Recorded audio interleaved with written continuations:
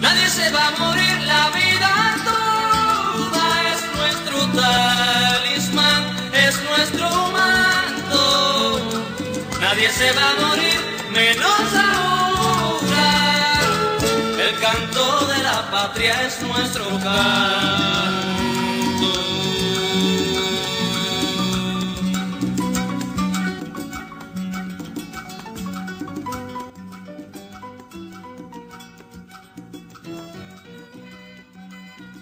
Fidel Castro, lors d'un voyage officiel aux USA, rencontre le vice-président Nixon qui ont conclu que Castro ne sera pas un nouveau Batista et qu'il va falloir préparer son renversement en entraînant des exilés cubains recrutés parmi les 250 000 membres des familles aisées qui ont quitté l'île après la victoire de la Révolution. 17 mai 1959. Signature de la loi de réforme agraire. C'est la nationalisation des terres cubaines détenues par des compagnies étrangères et par de gros propriétaires cubains pour les redistribuer à des paysans sans terre. Le gouvernement de Cuba offre de racheter les terres à des prix déterminés par rapport aux déclarations d'impôts faites par les propriétaires.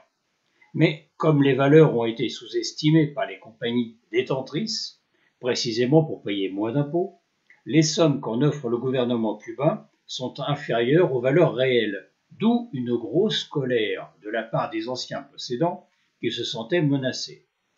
Rappelons que 50% des terres arables, 90% des mines et 100% des raffineries appartenaient à des compagnies états-uniennes. Novembre 1959. Le président Eisenhower approuve un programme du département d'État et de la CIA consistant à soutenir les actions des contre-révolutionnaires cubains, autant à l'extérieur que dans l'île.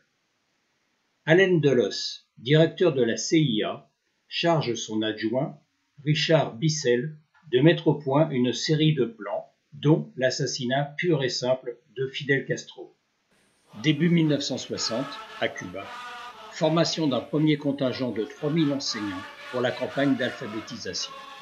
Ils seront rejoints, début 1961, par 100 000 jeunes étudiants, préalablement formés eux-mêmes, pour alphabétiser 700 000 personnes. Fin 1961, le pays s'était libéré de l'analphabétisme. 10 de ces jeunes ne rentreront pas chez eux, car ils auront été assassinés par les bandes contre-révolutionnaires qui agissaient encore dans l'île. Janvier 1960, les USA débutent une série d'opérations de bombardement contre Cuba, touchant des maisons, des raffineries et des cultures, en utilisant des bombes conventionnelles, du phosphore et du napalm. Février 1960, aux USA, c'est la création du mouvement de récupération révolutionnaire, dirigé par Manuel Artim, qui sera la courroie de transmission entre la CIA et les contre-révolutionnaires cubains. Février 1960, Cuba signe un accord avec l'URSS pour lui fournir du sucre contre du pétrole. 4 mars 1960, à La Havane, c'est l'attentat sanglant, 100 morts et 200 blessés, contre le cargo français La Coubre, qui était chargé d'armes en provenance de Belgique. 2 bombes ont explosé à 30 minutes d'intervalle, ce qui a permis à la seconde de tuer une partie des secouristes. Mars 1960, début de l'entraînement par la CIA de 3000 contre-révolutionnaires cubains dans le camp Trax situé au Guatemala. La base est dirigée par le colonel états-unien Frank J. Egan. 2 anciens officiers cubains de Batista sont désignés pour encadrer la troupe, José Pérez San Ronan et Erneido Oliva. Le plan d'invasion porte le nom d'Opération Pluton. 23 avril 1960, le gouvernement révolutionnaire est informé des projets US par diverses sources, et le ministre des Affaires étrangères cubain, Raúl Roa, déclare officiellement que le territoire du Guatemala est utilisé avec la complicité de son président et l'assistance de l'United Fruit comme tête de pont pour l'invasion de son pays. Le 17 mai 1960, au large du Honduras, la radio Swan, financée par la CIA et dirigée par son agent David Atlee Phillips, commence à émettre un programme de propagande et de mensonges à destination de Cuba. Elle aura un rôle important d'appui lors du débarquement. Juin 1960 à Cuba. Comme les raffineries états-uniennes présentes dans l'île refusent de raffiner le pétrole provenant du RSS, Fidel Castro leur donne l'ordre de raffiner en précisant que leur refus entraînera leur nationalisation. On pourra ainsi voir le directeur de la Shell à Cuba, Bert Smith, signer l'acte de nationalisation, tout comme Carlos Barnes pour Esso. 2 juin 1960, Artime et 9 autres complices sont accueillis par la CIA à Fort Myers, en Floride, pour y recevoir un entraînement physique et psychologique. Le 28 juin, ils sont 28 à être transférés à Fort Gulick, au Panama, pour y recevoir un entraînement paramilitaire. En août 1960, la CIA passe un accord avec des membres de la mafia, théoriquement recherchés par la police, comme Johnny Rosselli, Salvatore Giancana, Carlos Marcello, Santo Traficante et Meyer Lansky. Il s'agit de faire assassiner Fidel Castro et son frère Raúl, ainsi qu'Ernesto Guevara. En contrepartie, si l'opération réussit, avec le retour d'un gouvernement pro-états-unien, ces sympathiques personnages pourront récupérer les biens qu'ils détenaient dans l'île avant la Révolution. Casinos, lieux de prostitution, trafic de drogue, etc., qui leur rapportaient chaque année l'équivalent de 900 millions de dollars d'aujourd'hui.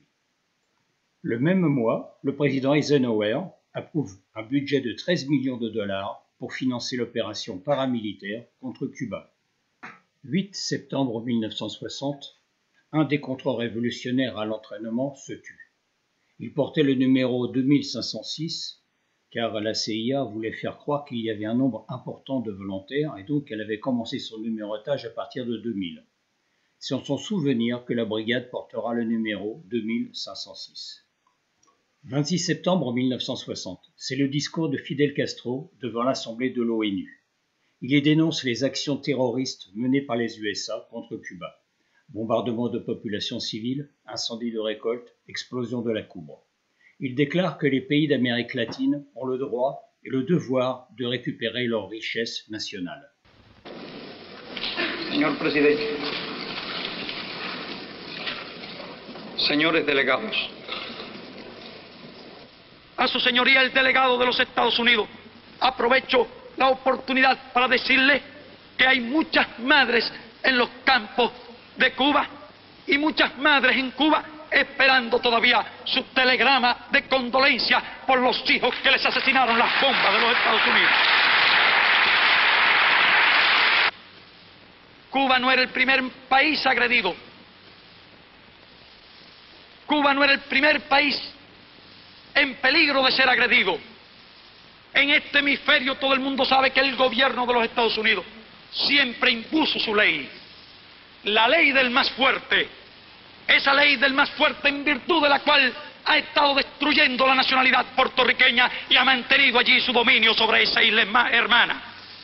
Esa ley en virtud de la cual se apoderó del Canal de Panamá y mantiene el Canal de Panamá. Desaparezca la filosofía del despojo y habrá desaparecido la filosofía de la guerra. Desaparezcan las colonias, desaparezca la explotación de los países por los monopolios, y entonces la humanidad habrá alcanzado una verdadera etapa de progreso.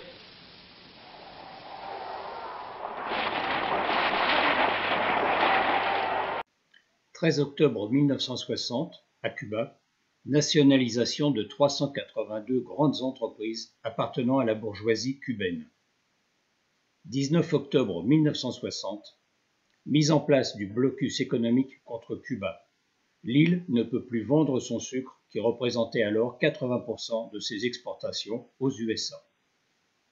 24 octobre 1960, à Cuba, nationalisation des entreprises US présentes dans l'île en représailles du blocus. Début novembre 1960, aux USA, la CIA décide que l'attaque sera portée contre la ville de Trinidad, qui présente plusieurs avantages.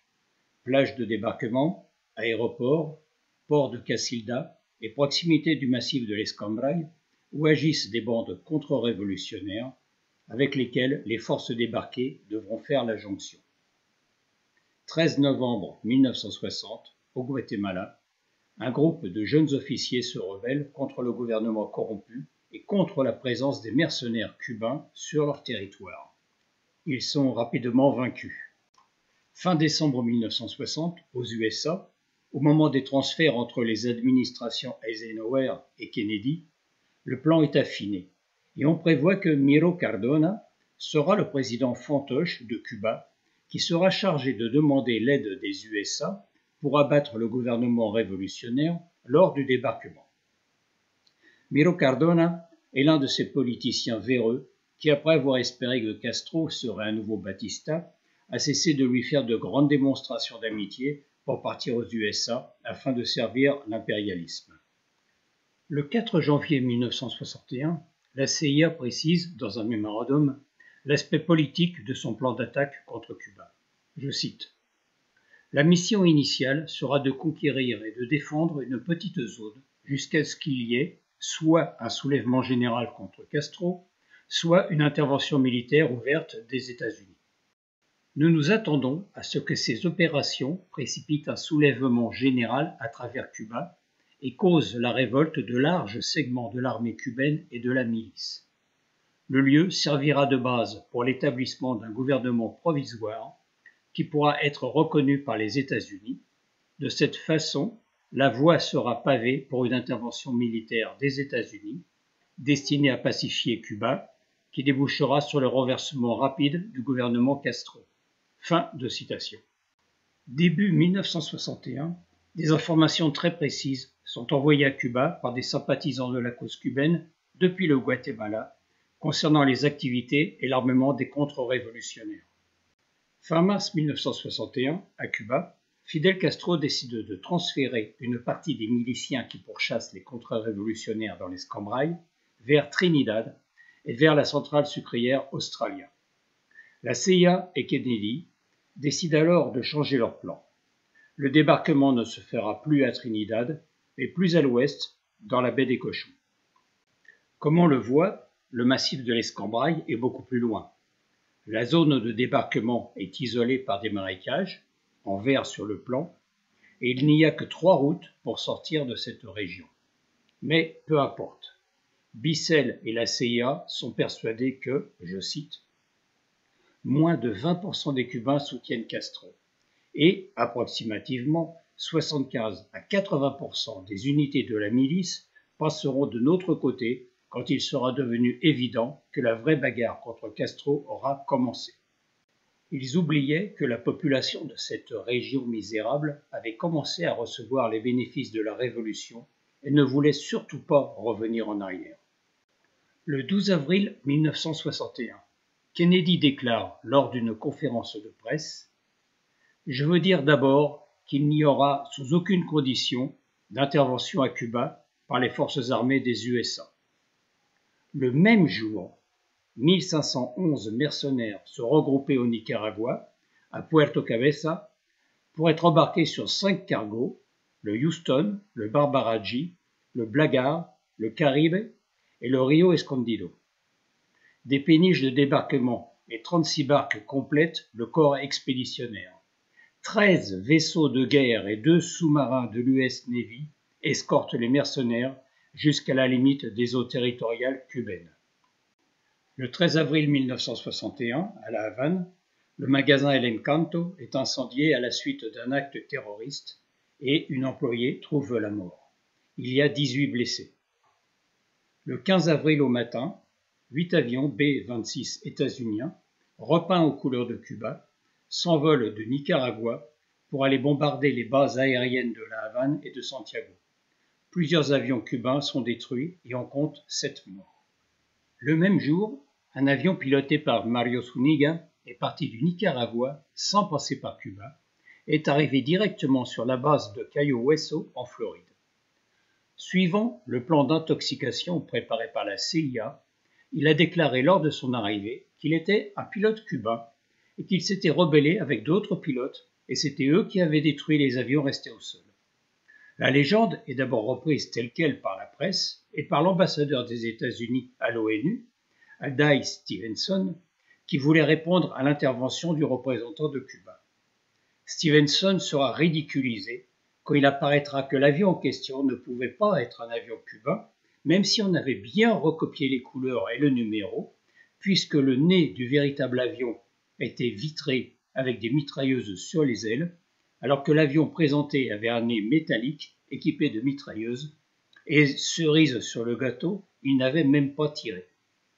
Cependant, une dizaine d'avions avaient pu être mis à l'abri et allaient être d'une grande utilité pour la suite, car les agresseurs pensaient bénéficier d'une domination aérienne totale. 16 avril 1961, Cuba enterre ses morts. Les dirigeants cubains sont convaincus que les bombardements n'étaient que le prélude de l'attaque à venir, et Fidel Castro appelle les Cubains à rejoindre leurs unités de combat. Lo que no pueden perdonarnos los imperialistas es que estemos aquí y que hayamos hecho una revolución socialista en las propias narices de los Estados Unidos y que esa revolución socialista la defendemos con esos fusiles.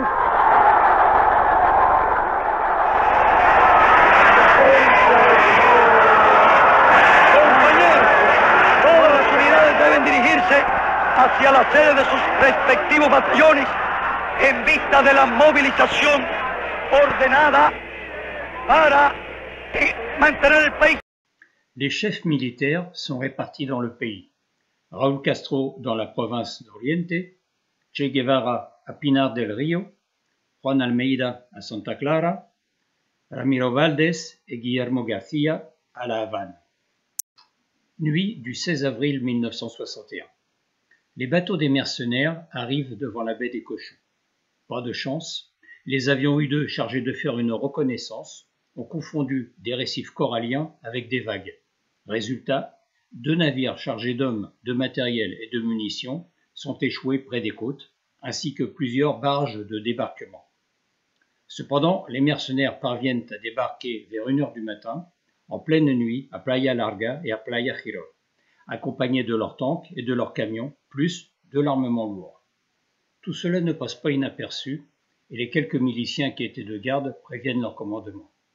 Cependant, ils ne sont pas assez nombreux et ne peuvent, malgré leur courage, contenir la brigade de mercenaires qui avance dans les terres. Fidel Castro, qui était à La Havane, fait bloquer les 3 routes d'accès à la région et envoie le bataillon 339, composé de 528 hommes venant de Cienfuegos et qui était stationné à la centrale sucrière Australia, sur la route de Playa Larga, pour arrêter l'avancée des mercenaires et prendre Palpite, puis Sopilla. Son plan initial consiste à attaquer l'ennemi sur ses arrières en détruisant les bateaux, tout en séparant les attaquants en 3 groupes. Celui de Playa Larga et diviser ceux de Playa Girón en 2 en coupant la route allant vers San Blas, déjà occupée par les attaquants.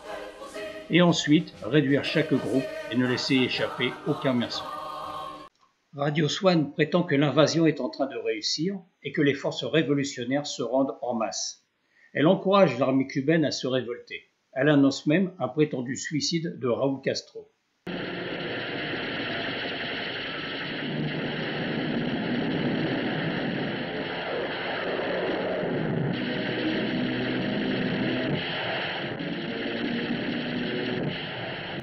Pendant que la population fuit les combats, les avions mercenaires, repeints aux couleurs cubaines, bombardent les maisons, attaquent les militaires et les miliciens cubains et n'hésitent pas à mitrailler la population civile.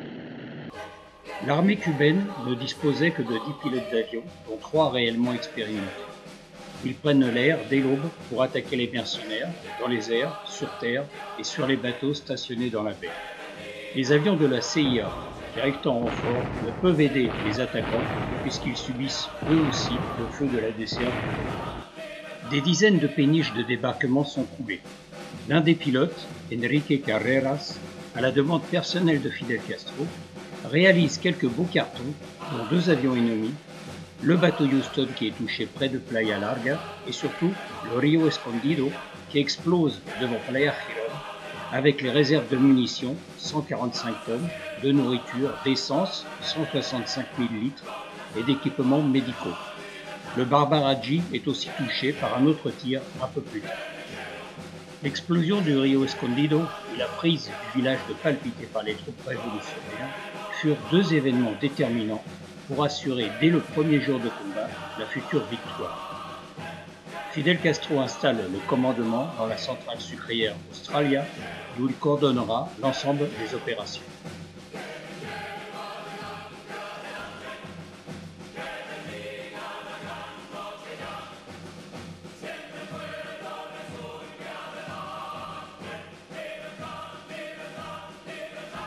Un régiment de parachutistes est largué par des avions de la CIA entre la centrale Australia et Palpite d'un côté et entre la centrale Covadonga et San Blas de l'autre côté. Mais les routes sont déjà occupées par l'armée cubaine et de nombreux miliciens arrivent en renfort avec des tanks et des armes lourdes. Le bataillon 339 est cerné par les mercenaires d'un côté et par les parachutistes largués par les B-26 entre Playa Larga et la centrale sucrière Australia. Il résiste jusqu'à l'arrivée des miliciens de Matanza qui, après avoir éliminé les parachutistes, viennent les relever vers 15 heures. Des mercenaires qui tentaient de s'infiltrer vers le massif de l'Escambray à travers les marais sont repérés et repoussés par l'armée cubaine. Les attaquants qui croyaient être accueillis en libérateurs commencent à prendre peur. Certains se rendent, d'autres, parmi les pilotes, prétextent le mauvais temps pour ne pas prendre l'air. Il faut dire que 9 de leurs 16 B-26 ont été abattus. Le 18 avril au matin, Khrouchtchev appelle Kennedy pour le prévenir que l'URSS apportera au peuple cubain et à son gouvernement toute l'assistance nécessaire pour vaincre l'attaque contre Cuba. À l'ONU, le délégué soviétique lit une lettre ouverte de Khrouchtchev sommant le président des USA de mettre fin à l'agression contre la République de Cuba. Le représentant américain lit la réponse de Kennedy, qui nie toute intervention militaire à Cuba et réitère le droit des USA à protéger l'hémisphère de toute agression extérieure. Les tanks T-34 sont arrivés de nuit à Palpite. Ils entrent en action au petit jour.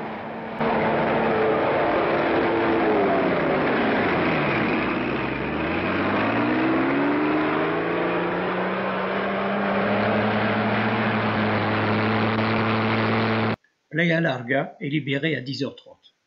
Les mercenaires qui n'ont pas été tués ou faits prisonniers se sont enfuis vers Playa Girón. Ils sont poursuivis par les tanks et les militaires cubains. Les troupes cubaines qui auraient dû leur couper la route n'ont pu arriver à temps, ce qui a permis aux contre-révolutionnaires de se regrouper dans la région de Playa Girón. Les échanges entre Fidel Castro et les différentes unités sont consultables. Le langage est parfois direct et cru, comme cela arrive dans la chaleur de l'action, et on voit que les responsables qui ont laissé passer les fuyards de Playa Larga en ont pris pour leur grade. La contre-attaque est aussi victorieuse du côté de Playa Girón. Les mercenaires n'ont pu occuper la centrale sucrière de Covadonga, défendue par ses ouvriers, les paysans et les miliciens. Et ceux qui occupaient les routes sont obligés de reculer vers San Blas. À 14 heures, alors que les pilotes contre-révolutionnaires refusent à nouveau de prendre l'air, des pilotes états-uniens les remplacent pour aller larguer des bombes incendiaires chargées de napalm sur les forces cubaines. Le 19 avril, vers 1h du matin, Kennedy autorise une intervention directe des jets états-uniens entre 6h30 et 7h30 pour escorter une nouvelle intervention des B-26 mercenaires. Pas de chance, ils avaient oublié le décalage horaire entre Washington et le Nicaragua, et les B-26 arrivés seuls sur place furent pris par le feu de la DCA cubaine qui abattit 2 avions sur 4 attaquants. Les pilotes abattus étaient de nationalité états-unienne, dont Leo Francis Berlis, résident de Boston. La presse états-unienne reprend l'information. Les troupes cubaines sont parties dans la nuit depuis Covadonga et vont attaquer Girón. L'objectif est de toucher l'eau de la plage avant 18 heures. L'attaque se déroule donc sur 2 fronts, le long de la route venant de Playa Larga et par les terres vers San Blas.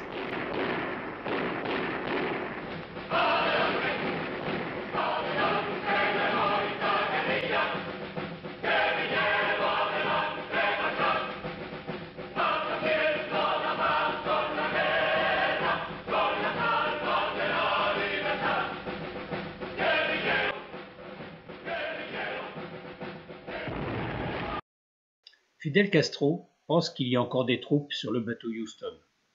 Il tente de le toucher en tirant depuis un char soviétique T-34, puis, voyant un SAU-100 muni d'un canon d'un meilleur calibre, il l'utilise et fait mouche. On a l'impression d'une légende, mais c'est la pure vérité. On peut voir le SAU-100 exposé devant le musée de la Révolution à La Havane.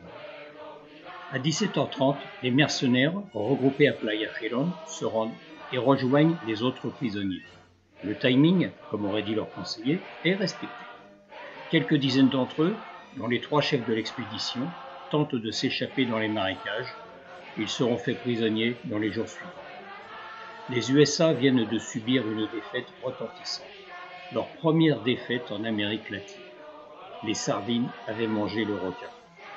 114 mercenaires ont été tués. 1189 ont été faits prisonniers et 4 pilotes états-uniens aux commandes des B-26 ont été abattus. Ils croyaient avoir tout prévu, même les uniformes neufs pour la grande parade de la victoire à La Havane. Mais, contrairement à ce qu'espéraient les dirigeants US, aucune tentative d'insurrection n'a eu lieu à Cuba, et bien au contraire, la population s'est mobilisée pour défendre le pays et la révolution.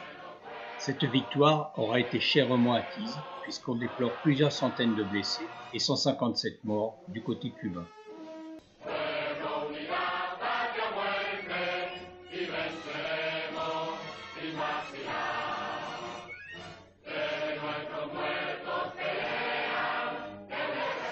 Les dirigeants US, après avoir subi une cuisante défaite, durent faire face à l'humiliation. En juin 1961, au sommet de Vienne, Kennedy rencontre Khrouchtchev et celui-ci le met en pièces. Kennedy déclare à son retour « La pire chose de ma vie, il m'a assassiné ». Khrouchtchev a dit que quelqu'un d'assez jeune et inexpérimenté pour aller se mettre dans un pétrin aussi monumental est facile à prendre, et que quelqu'un qui se met dans ce pétrin et se montre incapable de le mener à bien n'a pas de tripes. Il m'a réduit en lambeaux. J'ai un vrai problème.